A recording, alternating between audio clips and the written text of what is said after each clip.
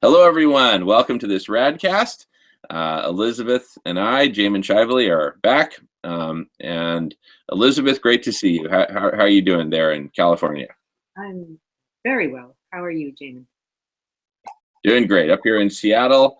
Nice sort of early summer day, and so we're just diving into the topics of preparedness and prevention, relatively unstructured. Part of what we're doing is sort of just kind of modeling this new culture on how to change the world.org, which is one of the places where we'll syndicate this, not the only place. And exploring the topics. Yeah, we're going to talk about the things that are on our minds that are concerning us. And as you say, it's a model. We're inviting other people to jump in whatever ways they can, because this can't be a conversation just between the two of us. But it's a starting place. Yep. And we hope that it will expand. Absolutely. Cool. Mm-hmm. Yeah. So do you want to start, Elizabeth? I had an interesting couple conversations today, but love to hear your thoughts. What's on your mind? What's on my mind actually is something I heard about this morning that I think is a really, really important thing to note.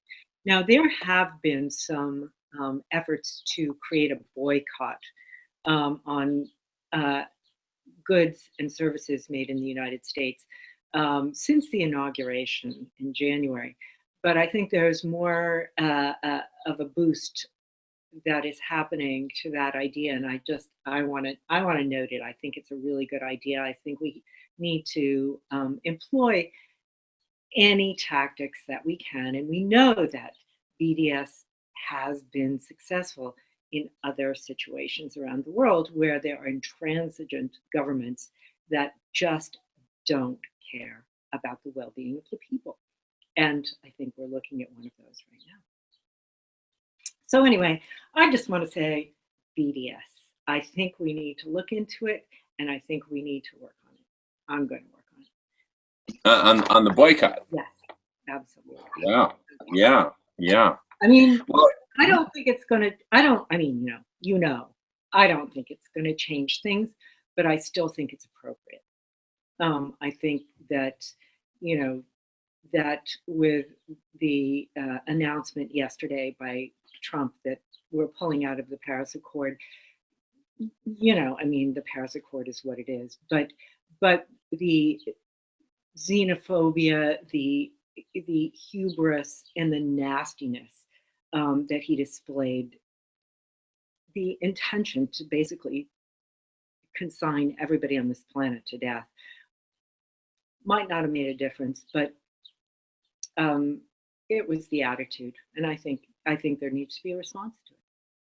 So it may not be prevention or preparedness, but I needed to say that. I think that kind of an attitude it just needs to be countered. I don't know. What do you think?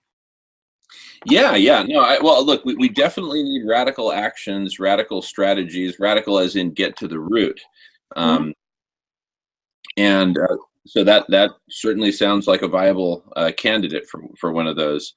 I was talking with a gentleman this morning, about the Trump administration and everything, and I keep hearing people, fixating on that,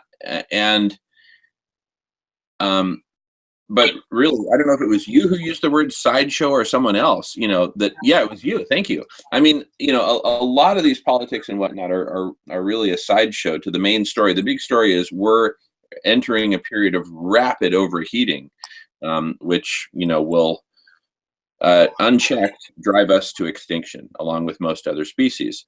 So that's the real headline. And so out of kind of frustration of hearing my friend talk, we're becoming friends, we're getting to know each other, talk about his frustrations with Trump and this and that and all the other, I finally just used a metaphor and said, look, we've got to stop thinking about our government as if it is some sort of a fire department that just needs to get the message so it'll get out there and put out the fire. far from being the fire department, these are the arsonists. And, Absolutely, absolutely. That's exactly right. yeah. So So, yeah, they are the arsonists, and we need to think of ourselves as the volunteer fire department. All of us who are awake, who care, who are engaged, and we need to organize ourselves to deal not only with the fire that's ongoing, but with the arsonists who are adding to it and making it worse. So, far from, throwing up our hands, well, with this administration, how are we ever going to make progress?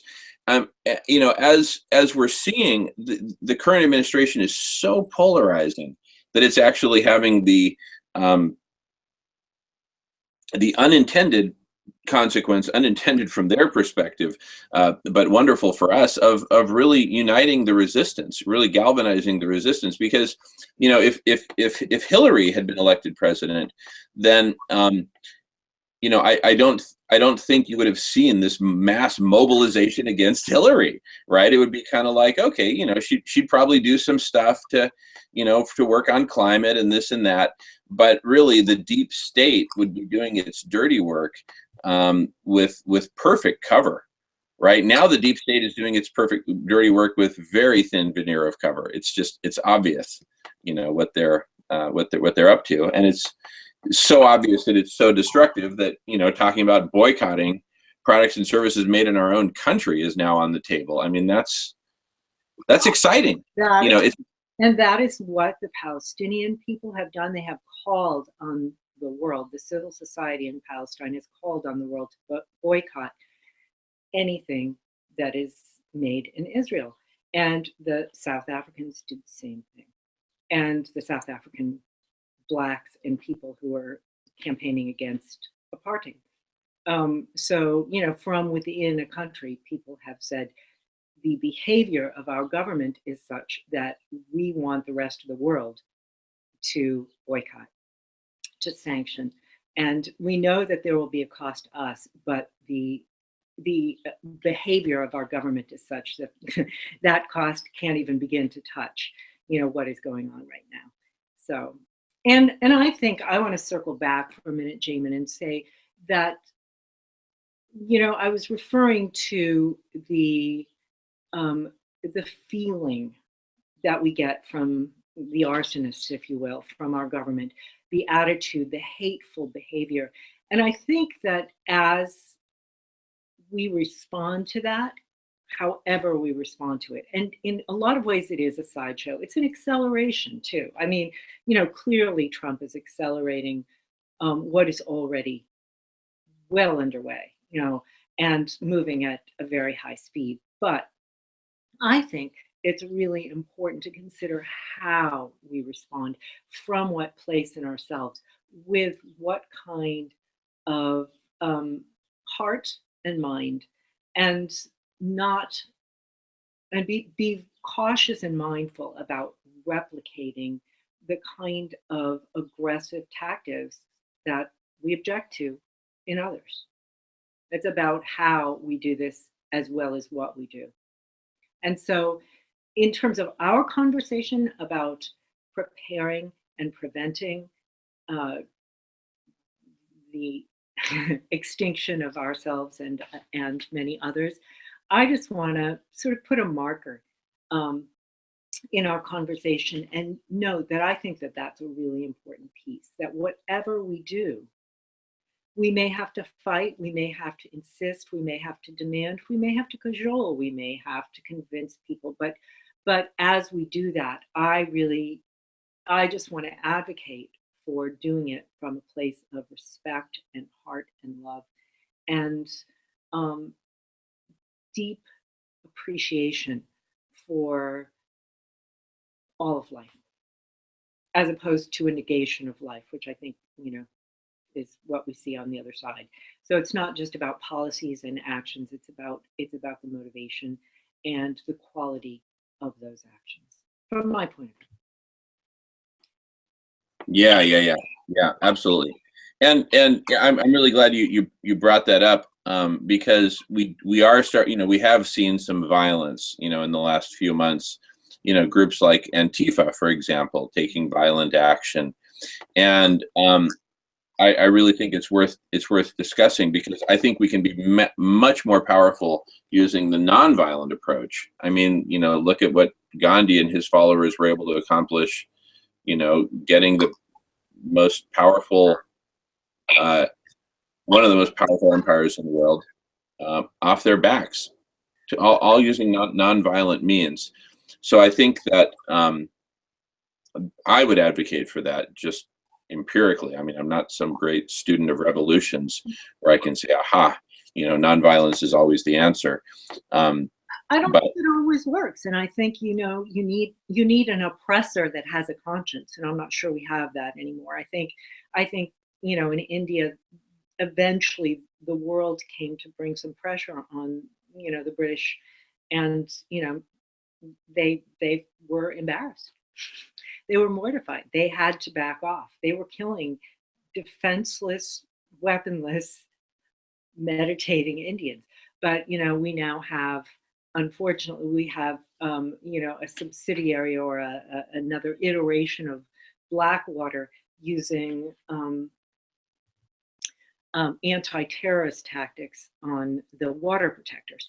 So who are also praying. I'm not sure how far this goes, but what I do know is that if we approach the powers that be, the people and the dark state, if you will, but also those that are in the light, that are exercising their power to oppress, to hurt, and ultimately to consign most of us to death by doing things like, allowing fracking and more drilling in the Gulf of Mexico and so on and so forth. I think that if we approach them with the same kind of disregard for human dignity and life, then we become corrupted. And what do we get in the end if we win? It's a rare revolution, and there are and have been some, but it's a rare revolution that isn't isn't formed to some extent by the way in which the revolution is conducted. So anyway, I say let's conduct our revolution, let's be radical, and let's come from a place of deep heart and consciousness of the sanctity and the beauty of all life. And then, we win no matter what happens at some level. yeah, yeah, yeah, yeah, yeah, and the idea of the boycott, I think, is a perfect example of a nonviolent approach, Mhm. which can have tremendous impact. And in a way, that feels to me sort of like a predecessor towards um, guiding and transforming our economy from an economy of hoarding and greed to an economy of sharing. Why do I say predecessor? Because, well, we're working on a whole new standard for the global economy. In our case, we're working on the standard CCC, Certified Compassionate Companies. And that the whole point of that standard is that you buy stuff that is of that standard and you basically boycott everything else. So that's why I call this sort of an early predecessor, because there obviously are, huge numbers of very conscientious, progressive American manufacturers, right? Who really ideally should not be boycotted, et cetera, et cetera. But so that's why I'm saying it's sort of an early predecessor. It's kind of a blunt instrument. But hey, we need some kind of instrument to apply, and it is certainly nonviolent, and it certainly sends a powerful message. And it certainly did work in the case of South Africa. I think it is in the process of working in the case of Israel. I know that Israel sees this as a huge. They're not happy. They're not happy, which is No. is good, because they shouldn't be happy. They need to change some of their policies. They need to treat the Palestinian people as citizens or not. They need to let them have some land. But they can't keep bombing them back to the Stone Age and walling them off in a tiny little area. and not allowing them to have food, not allowing them to have building materials, not allowing them to have health care options, and so on and so forth.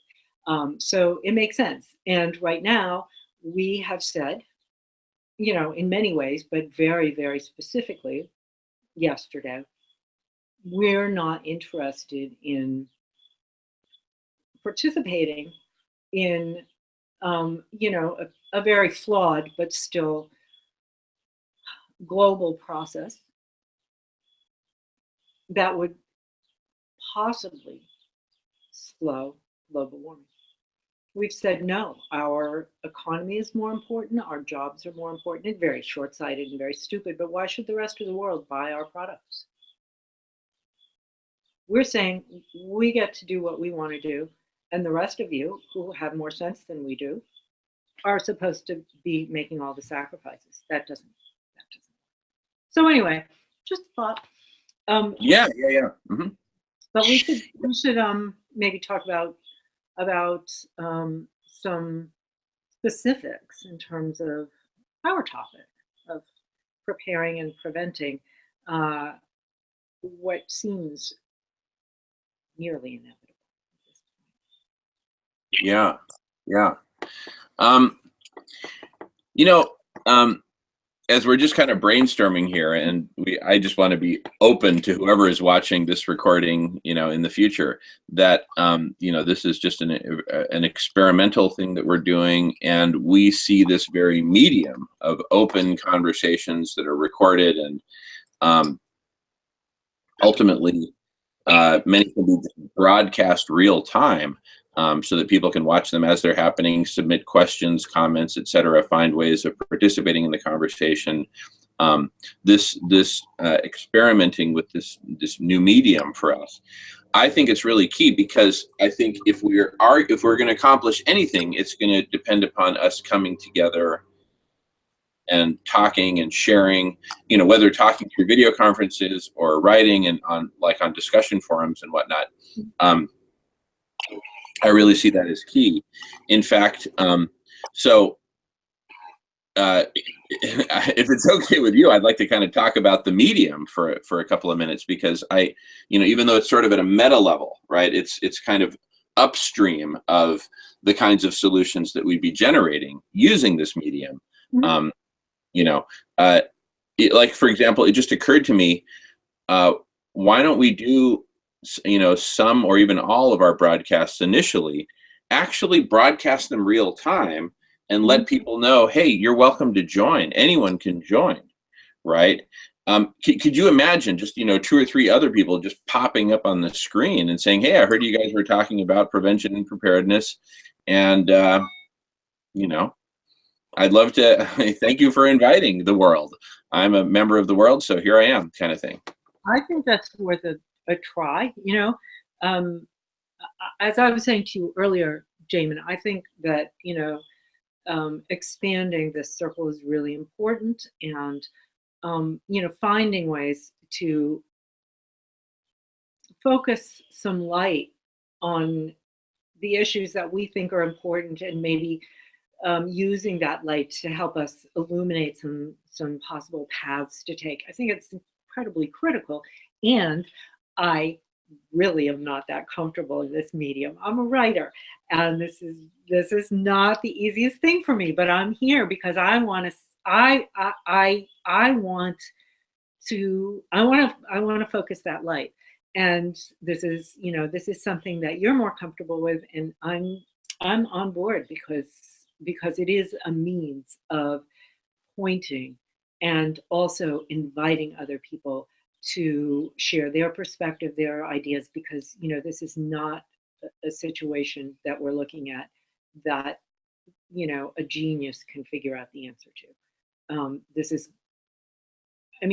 There are a lot of geniuses coming up with interesting prevention ideas, for instance, but getting those ideas implemented, and also thinking about, as I said last time we talked, what happens when or if they don't get implemented or they don't work? What then? Are we just you know, we're screwed? Or is there something that we can do, either individually in small groups or in larger groups, to prepare for, large scale challenges? Let's put it that way, just to be gentle. But anyway, I'm here because I think that this is a process and a medium that is well worth experimenting with. And you have more experience than I do, but anyway, I'm here. I'm here. Wonderful. I'm so glad and so grateful you're here, Elizabeth, and you're willing to jump in, because I see this medium and mediums like it, whatever this evolves to become, as an amazing way for humanity to really come together and talk with each other. So this is sort of like an interesting parallel or even substitute for the town square, where people come together and debate and discuss, sort of, Socrates' ideal of politics, which is extremely participatory, the opposite of top down. It's just very democratic, very distributed. So, if we were in Athens, a few thousand years ago, we would just be there in the town square having this very conversation. But since the world is much bigger, much more populated, much more complex, this sort of becomes the new town square. So, Jamin, I'm going to jump in and say, so our next Radcast. Yeah. You want to open it up? I would love to. Okay. So if somebody's watching this, how do they find out when it's going to be? Well, here's what I was thinking. So we're in the process of developing the software and the site for howtochangetheworld.org, so that we have scheduled Radcasts and people can actually see the calendar and then see that there's various different ones that are scheduled on very different topics. And then that way people can kind of zoom in and focus in on where they can make the biggest contributions or where they have the most passion. Yeah. And but that's going to take us probably realistically a few weeks till we get to that point. So what I was thinking, for starters, I've got over 1,000 friends on Facebook. I could just post the next one, which could be later today, as soon as we finish this one. Post the next one on my Facebook page. Just say, hey, we're having conversations about how to change the world, about prevention and preparedness for abrupt climate change, etc. If anyone would like to join us, we're having the conversation right now.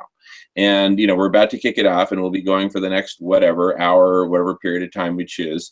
And then just, let people jump in. And then we'll probably get it. I don't know. I mean, I've never done it before. And this is part of us experimenting with the media. I mean, just seeing who shows up and what happens when a group of strangers comes together to talk about this. This is really a new experiment in, social ecology.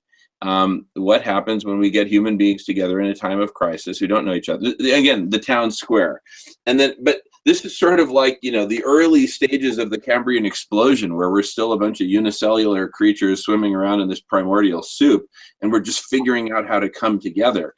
I've often used the analogy of a Cambrian explosion, that when we do figure out how to really start to come together, I see it just taking off exponentially, because that will be the basis for a massively higher form of intelligence. When we go from unicranial to multicranium associations of people, figuring this out together. And, of course, collective intelligence seeks to really make that gargantuan, powerful, so sophisticated, and really fractalize into, countless topics and subtopics, such that the overall structure, creates this amazing concentrating our power, our voices, our ideas, to come up with not only the solutions, but also the mass global movement to see to it that those solutions are implemented. So I'm probably sounding like a broken record, but I am so jazzed on the medium itself and experimenting with it and growing it, so that we can come together, because I have tremendous faith that coming together and working together in really intelligent ways, knowing that we're conscious of the fact that we're in the process of forming this new Cambrian explosion of bringing humanity together, integrating humanity, so that we can achieve these miracles that today would seem like miracles, but to a higher form of intelligence that's many orders of magnitude more intelligent than anything we've witnessed so far that's terrestrial. I think that's really going to make the difference. That's that what I call the cosmic game of chicken between abrupt climate change and abrupt collective intelligence. I really don't think we stand much of a chance going at this with our traditional structures of intelligence and coordination, and that we really need to push this new medium. Well, and I would add to that, as an equally weighted adjunct, that the piece that I was talking about, the values, the quality of our approach, is very much connected to the idea of collective intelligence. It's about using what I'm talking about, Jamin, is using this unique combination that we as humans have already, which is a mind and a heart. We have the ability to feel and to think, and we can, with practice and intention, we can actually merge those two and come up with something that is much, much more valuable than using one or the other. But we rarely actually merge the two. You know, there's little bits, but it's kind of peripheral. It's not a focus. So anyway, that's what I'm advocating. I'm right there with you. Right there with you. So yeah. Here's what I want to suggest. We've been talking for about a half an hour. If we're going to do another more public event today, let's sign off, and you can, I don't know, do you want to do like from 3 to 3:30 or something like that? Does that make sense? Okay. All right. Yeah. Sorry, that makes total sense. That makes total sense. So yeah, why don't we sign off, and then we'll prepare for a new one that will start at 3 o'clock. But anyway, no, yeah, that sounds great. Let's do it. Okay, fantastic. All right. So I will see you in 15 minutes or less. Sounds good. Or less. Okay. See you shortly. Thanks, Elizabeth.